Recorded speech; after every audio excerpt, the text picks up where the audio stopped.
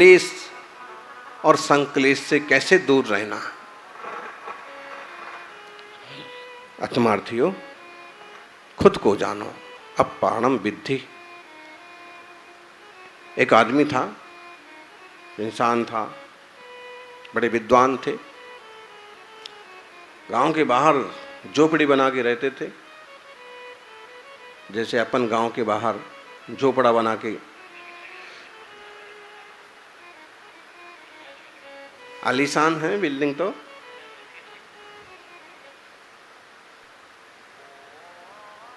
और बड़ा शास्त्रों का अभ्यास करते थे। एक दिन शास्त्रों का अभ्यास करते करते करते करते जब उनको विश्राम की इच्छा हुई तो उन्होंने दीपक बुझा दिया।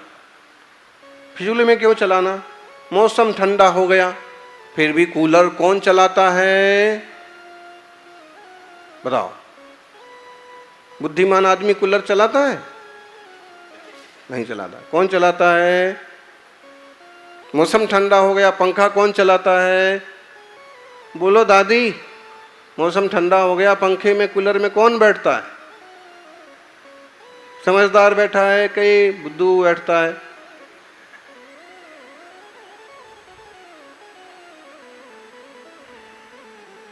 अरे भाई, काम हो गया तो उस चीज का मतलब है, अगर आप पढ़ चुके हैं, लिख चुके हैं, काम हो गया तो लाइट क्यों जला रखी है? फिर फिजूल का अनर्थ दंड क्यों करना? फिजूल में चीजें क्यों बर्बाद करना? पानी क्यों बर्बाद करना? पानी भर गया है, अब नल की टोटी क्यों चालू रखी है? बंद कर दो, काम हो गया है। दूसरे लोगों के काम में आएंगी चीजें। स्टेशन पर पहुंच गए हो, जगह पर पहुंच गए, गाड़ी बंद कर दो, इंजन बंद करो। नहीं, बैठे बैठे उसी में बैठे बैठे स्कूटी चालू है, बैठे ही बैठे आधे घंटे तक बाई जी की बातें चल रही हैं।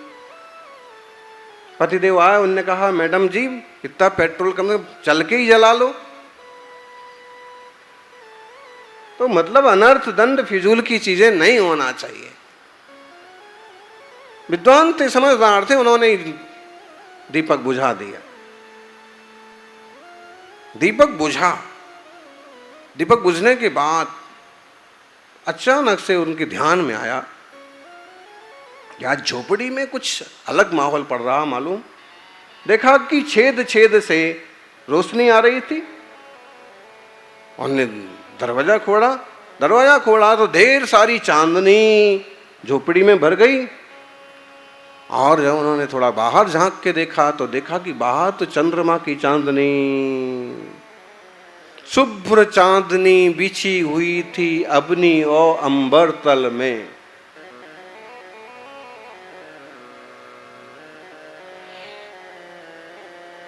सब तरफ शुभ्र चांदनी फैली हुई थी। और उनको तब ख्याल आया कि एक दीपक के कारण से हमने इतनी देर तक इस अथाह चांदनी का कुछ भी उपयोग नहीं किया, कुछ आनंद नहीं लिया। जितनी रोशनी दीपक की है उससे दोगुनी रोशनी तो यहाँ चांदनी की है, शीतलता की है। तभी उनको ख्याल आया कि इस तरह के छोटे छोटे दीपकों से, शास्त्रों के थोड़े थोड़े ज्ञान से मंगल नहीं होगा। ज्ञान का अजस्र स्रोत तो हमारे भीतर ऐसा ही भरा पड़ा है, चंद्रमा की चांदनी की तरह। ज्ञानियों, अभिमान के दीपक, अहंकार के दीपक, आग्रह के दीपक, वो छोटे छोटे दीपक हमें अपनी अथाह आत्मानुभूति का आनंद नहीं लेने देते। कभी किसी निमित्त से अगर हमें समझ में आ जाए कि छोटे छोटे दीपकों ने हमें बांध रखा है, इनसे लाभ तो जितना होता है, लेकिन हानि बहुत ज्यादा होती है। और जब इन छोटे छोटे दीपकों को बुझा के एक तरफ रख दिया जाता है और जब पूर्णिमा की चांदनी का आनंद लिया जाता है तो वह आनंद ही इससे 100 गुना ज्यादा होता है।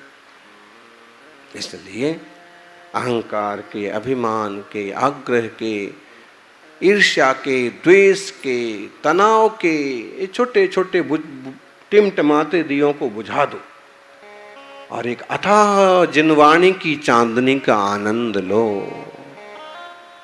मुक्ष पहाड़ जैसे शास्त्रों के अभ्यास से, समय सार जैसे पुरुषासिद्ध उपाय जैसे शास्त्रों के अभ्यास से हम स्वभाव को समझें, अपनी शांति को समझें और उस पद को पाने का पुरुषार्थ करें जिसे ऋषभ ने पाया, जिसे ऋषभ ने पाया, अजित ने पाया।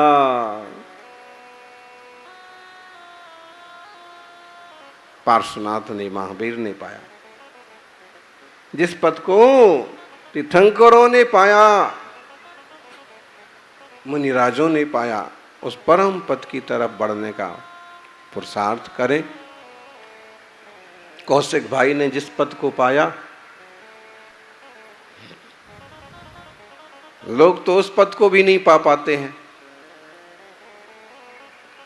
संसार में विधायक के, सांसद के, मंत्री के पद के लिए लोग कोशिश करते हैं और कुछ लोग पा लेते हैं, लेकिन उन पदों से भी ज्यादा मूल्यवान और कीमती कौन सा पद है? पंच परमेष्ठियों का पद है। तभी तो पंच परमेष्ठि के चरणों में आकर के बड़े से बड़े सत्ताधारी भी वंदन करते हैं।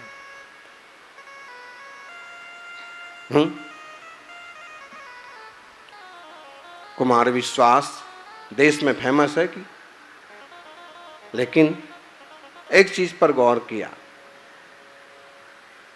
मुनियों की वंदना कैसे की जाती है। कितना ही प्रसिद्ध आदमी हो, अगर उनको समझ है तो धरती पर बैठ करके वो पंचांग नमस्कार, अष्टांग नमस्कार करके मुनिराजों की वंदना होती। क्योंकि हम किसी भी पद में हों, हमने तो सिर्फ ख्याति पाई है, इन्होंने आत्म ख्याति पाई है। हमने प्रसिद्धि पाई है, इन्होंने सिद्धि पाई है। और जब ये समझ में आता है तो बड़े से बड़ा प्रसिद्ध और सत्ताधारी भी तपस्वियों के चरणों में नतमस्तक होता है। और तपस्वियों को पता है कि मेरे को नमस्कार नहीं हो रहा है, जो यह अद्भुत आत्मा है, जो तत्व है, और जो ज्ञान आदि गुण है, जो चारित्र है, इसको नमस्कार हो रहा।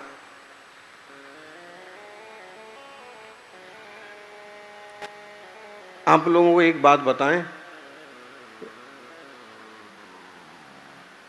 दीक्षा के दूसरे साल में 99 में, 2000 में, सन 2000 में हमारा वहां जाना हुआ जहां हमारी पढ़ाई हुई, सागर गणेश वर्णी विद्यालय। जिन विद्वानों ने पढ़ाया 5 साल 7 साल तक संस्कृत, व्याकरण, दर्शन, न्याय, हिंदी, इंग्लिश, गणित, सब वो सब विद्वान आते और बड़े गौरवान्वित वंदन करते। प्राचार्य जी, बड़े वृद्ध प्राचार्य जी और बड़े बड़े विद्वान। एक दिन हमने प्राचार्य जी को कहा, एकदम बड़ी, मतलब बताइए, जिनने पढ़ाया हो, सिखाया हो और कभी डांटा भी हो, और फिर एकदम, तो हमने कहा कि आप जो है ऐसे बार बार वंदन मत किया करो। तो विद्वान ने क्या जवाब दिया? आपको मिलेंगे कुछ ठूठ विद्वान मिलेंगे जो अकड़ी अकड़ी रहते हैं, मुनिराज के सामने भी कहो हाथ जुड़े और ना भी जुड़े, लेकिन उन विद्वान ने, प्राचार्य जी ने क्या जवाब दिया? उन्होंने कहा, मुनिराज, ये आपके नाम को, आपके तन को नमस्कार नहीं हो रहा है, ये जो रत्नत्रय आपने पाया है उसके लिए हमारा नमस्कार है। गजब की बात है। वो साहित्याचार्य, व्याकरणाचार्य, हमको तब समझ में आया कि ये पंडित जी लोग विद्यार्थियों के साथ इतना कठोर होने के बाद भी अगर वही विद्यार्थी साधना के क्षेत्र में उतर जाए तो इतने विनम्र क्यों हैं? क्योंकि मार्ग को समझते हैं।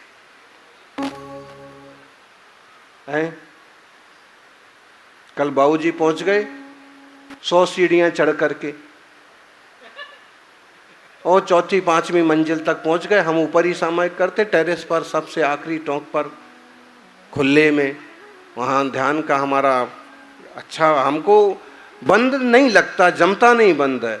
और लोगों के डर के कारण से, भीड़ से डर के कारण से भले रूम में थोड़ा बंद होना पड़ता हो, बाकी हमको नेचुरल प्राकृतिक जीवन। तो इतना सारा चढ़ करके पहुंच गए। फिर लोग आए और कुर्सी लाएं, कुर्सी लाएं। तो बाबूजी बोले कि कुर्सी की जरूरत नहीं है, मैं जमीन पर बैठ सकता हूं। अभी मैं पूरी सीढ़ी चढ़ के आया हूं। और हाँ, इधर हम सामायिक में खड़े थे और वहां पीछे वो इंतजार में खड़े थे। मतलब क्या है? श्रद्धा सम्मेद शिखर की सीढ़ियां भी चढ़ा देती है। श्रद्धा गिरनार की 10,000 सीढ़ियों को चढ़ने की ताकत भी देती है। इसलिए श्रद्धा भक्ति की कीमत है। ये सद्गुण आप सबके जीवन में बढ़ते रहें। कुछ करना है तो थोड़ा डट कर चल, कुछ करना है तो थोड़ा डट कर चल, थोड़ा दुनिया से हट कर चल। लीक पर तो सभी चल लेते हैं, तू इतिहास पलट कर चल, तू इतिहास पलट कर चल। इतिहास को पलटने की ताकत सब में नहीं होती है। जो लोग खुद को कुर्बान करने की ताकत रखते हैं, वो इतिहास को पलटने की ताकत रखते हैं। इतिहास में एक उदाहरण आता है आचार्य अकलंक देव का, निकलंक स्वामी का।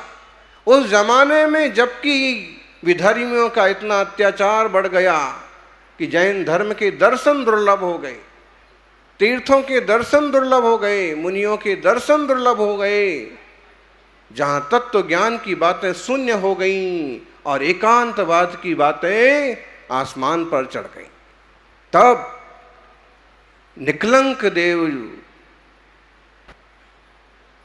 अकलंक देव के छोटे भाई निकलंक ने अपनी कुर्बानी दी, प्राणों की बाजी लगाई, तब जाकर के जैन दर्शन वापस जीवंत हुआ और आज तक जिनवाणी की धारा चल रही।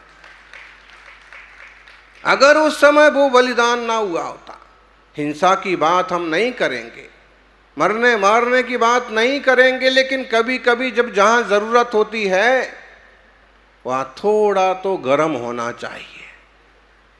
लोग इतने कायर बन जाते हैं, अहिंसा के नाम पर इतने कायर बन जाते हैं कि कोई सरेआम लूटता रहता है फिर भी देखते रह जाते। ठीक नहीं। इतने सारे युवा मंडल काहे के लिए हैं, इतने सारे ग्रुप बनाए हुए हैं, इतनी सारी कमेटियां हैं, इतने सारे क्लब्स हैं, काहे के लिए हैं? अभी हमको मालूम पड़ा कि भले 125 साल होने को जा रहे हैं तीर्थ क्षेत्र कमेटी को, लेकिन उसका खुद का भी अभी तक कोई अपना ऑफिस नहीं है।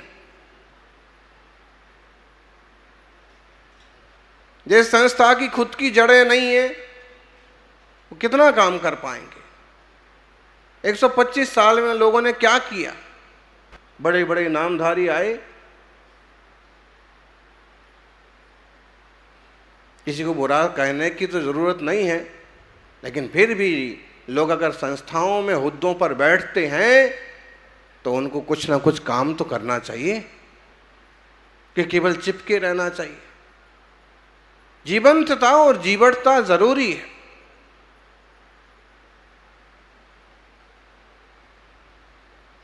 कुछ लोग हुए हैं जिनने अपनी ताकत लगा करके धर्म दर्शन और तीर्थों के लिए काम किया है, और उनके साथ अगर उनके जैसे 150 लोग और जुड़ जाते तो शायद आज वर्तमान में तीर्थों की ये दुर्दशा नहीं होती। अपनी आंखों के सामने परिवर्तन होते देखते जा रहे हैं। वही मंदारगिरी जिसको केवल अभी थोड़े सालों में ही कहां से कहां तक रंग दिया गया। एक बात बिल्कुल समझने जैसी है कि ना खुदाई की जरूरत है और ना जरूरत है परीक्षण की। ना खुदाई की जरूरत है, न जरूरत है परीक्षण की। सिर्फ पर्दा हटाओ तो दर्शन हो जाएंगे आपको जिन मूर्त की, जिन प्रतिमा की।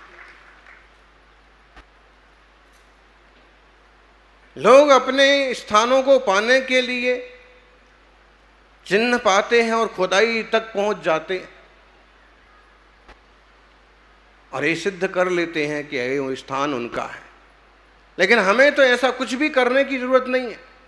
केवल कपड़ा हटा दिया जाए, केवल रंग उतार दिया जाए तो ही मालूम पड़ जाए कि ये आदिनाथ की प्रतिमा है, नेमिनाथ भगवान की प्रतिमा। बाबूजी, गिरनार जी पर्वत पर जहां भगवान पांचवी टोक पर चरण विराजमान है, उसी के तो पीछे वाली शिला पर नेमिनाथ भगवान की मूर्ति खुदी हुई है और 10-5 साल पहले तक उस पर कोई रंग रोगन नहीं था, लेकिन अब उस पर भी लाइनिंग रंग रोगन चालू हो गया और ऐसे रंग पोतते पोतते वो पत्थर झड़ जाएगा, रूप बदल जाएगा। जितना धोखा जैन शासन के साथ हो रहा है, वर्षों से हो रहा है, जितना नुकसान जिन धर्म का हुआ है दुनिया में इतना किसी का नहीं हुआ। इसको आपकी नरमी भी कह सकते हैं। क्षमा, सरलता, दया बहुत अच्छे गुण हैं। अहिंसा सबसे बड़ा गुण है, लेकिन जब सीधी उंगली से घी नहीं निकलता है तो उंगली टेढ़ी करना भी आना चाहिए। गिरनार जी का अभी निर्माण लाडू चढ़ाया गया और वहां के प्रशासन ने कुछ भी ले जाने से मना कर दिया। एक बार तो ऊपर तक जाने से मना कर दिया जाए। अगर कोई ढंग का नेतृत्व खड़ा होता तो प्रशासन पर केस होता, पुलिस और प्रशासन बंधा फिरता। क्यों? क्योंकि कोर्ट का ऑर्डर है कि अपनी अपनी पद्धति के हिसाब से पूजा की जा सकती।